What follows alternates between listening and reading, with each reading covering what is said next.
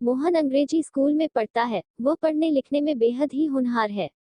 उसकी गणना विद्यालय के मेधावी छात्रों में की जाती है। वह अपनी कक्षा में सर्वोच्च अंक प्राप्त करता है और पूरे विद्यालय में अधिक अंक प्राप्त करने का भी हौसला रखता है। एक दिन की बात है। विद्यालय में पर्यावरण पर एक निबंध प्रतियोगिता होने की घोषणा हुई और समय 1 महीने आगे का रखा गया। सभी विद्यार्थी उत्साहित थे कि उन्हें निबंध प्रतियोगिता में बढ़ चढ़कर हिस्सा लेना है और अन्य छात्रों से अधिक अंक प्राप्त करना है। किंतु मोहन उत्साहित नहीं था। वह इसे विद्यालय के द्वारा की गई गलती समझ रहा था, क्योंकि निबंध लिखना उसके लिए बेहद ही आसान काम था, जिसके लिए विद्यालय ने 1 महीने आगे का समय रखा है। यह केवल समय की बर्बादी है। मोहन कुछ कर भी नहीं सकता था, इसलिए वह चुपचाप रहा और 1 महीने बीतने का इंतजार करने लगा।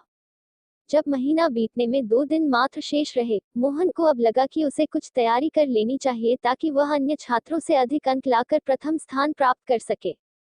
मोहन ने झटपट सारी पुस्तकें निकाली और अन्य स्रोतों के माध्यम से निबंध की तैयारी करने का पूरा सांचा तैयार किया। किंतु इस तैयारी में उसे 2 दिन भी कम पड़ गए। विद्यालय में प्रतियोगिता का आयोजन हुआ। जब परिणाम की घोषणा की गई तो प्रथम पुरस्कार रोहित को मिला, जो कक्षा में सबसे कम अंक प्राप्त करता था। ऐसा देखकर मोहन को काफी दुख हुआ। वह निराशा के साथ रोने लगा और उसने किसी भी मित्र से कुछ बात नहीं की। मोहन रोते रोते अपने घर पहुंचा, जहां उसकी बहन ने उसके रोने का कारण पूछा, किंतु वह अपनी बहन से भी अपने रोने की बात साझा नहीं किया। किंतु उसकी बहन समझ गई कि मोहन को पुरस्कार नहीं मिला है, जिसके कारण रो रहा है। क्योंकि मोहन की बहन सारी परिस्थितियां जानती थी, उसने मोहन को अपने पास बिठाया और उसे ध्यान से समझाया कि जब प्रतियोगिता के लिए 1 महीने का समय मिला था, तुमने उसमें कुछ तैयारी नहीं की। यह तुम्हारा अधिक विश्वास है जो तुम्हें धोखा दे गया। इसलिए किसी भी तैयारी के लिए उसमें पूरा समय और अपना समर्पण देना होता है, तभी जाकर सफलता हाथ लगती है।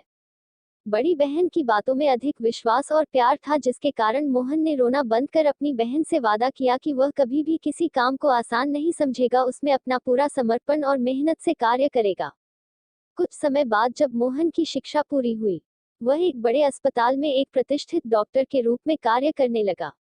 उसके कार्य से मरीज अधिक प्रसन्न रहते और मोहन से इलाज करवाने के लिए लंबी संख्या में मरीजों की पंक्तियां खड़ी रहती थी। नैतिक शिक्षा। 1. कभी घमंड मत करो। 2. समय से पहले ज्यादा मत सोचो। अभी पर ध्यान दो और कोशिश में जुट जाओ।